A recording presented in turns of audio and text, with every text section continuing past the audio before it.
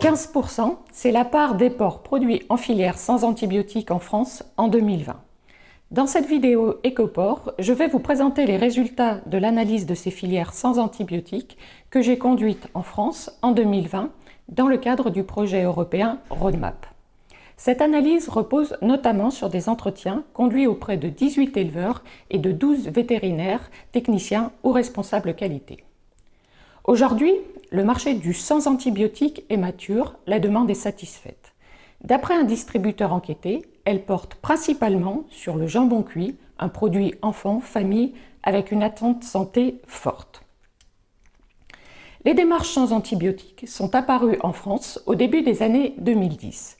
Les acteurs de la filière porcine ont commencé à développer des référentiels privés sans antibiotiques pour répondre à la demande de certains distributeurs et communiquer sur les efforts des éleveurs. En l'absence de réponse collective, les cahiers des charges se sont multipliés comme un moyen pour les entreprises de se démarquer de leurs concurrents et d'améliorer leur image.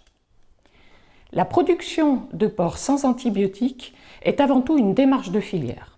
Une fois le compromis trouvé entre les partenaires de la démarche sur les exigences, leurs coûts et leur rémunération, les organisations de producteurs proposent à certains de leurs adhérents ou à des prospects d'entrer dans la démarche. Un audit évalue leur capacité à respecter les exigences. La première motivation des éleveurs enquêtés pour rentrer dans une démarche sans antibiotiques est la meilleure valorisation de leur porc, la plus-value. Ils apprécient aussi la sécurisation des prix et des débouchés. Selon eux, la démarche sans antibiotiques permet de valoriser leurs bonnes pratiques existantes, de faible utilisation d'antibiotiques, sans être forcément le moteur du changement.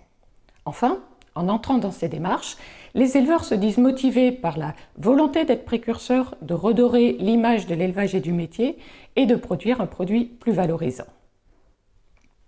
L'engagement de l'éleveur dans une filière sans antibiotiques se matérialise par un contrat qui fixe la durée, le volume, la plus-value et dans certains cas, la modalité de fixation du prix de base. Les éleveurs ont une part variable de leur porc commercialisée dans la démarche. Le montant global de la plus-value diffère selon les obligations du cahier des charges et le degré d'approvisionnement de l'éleveur auprès de sa coopérative. Selon la règle de facturation propre à chaque cahier des charges, les porcs ayant reçu un traitement antibiotique bénéficient ou non du bonus.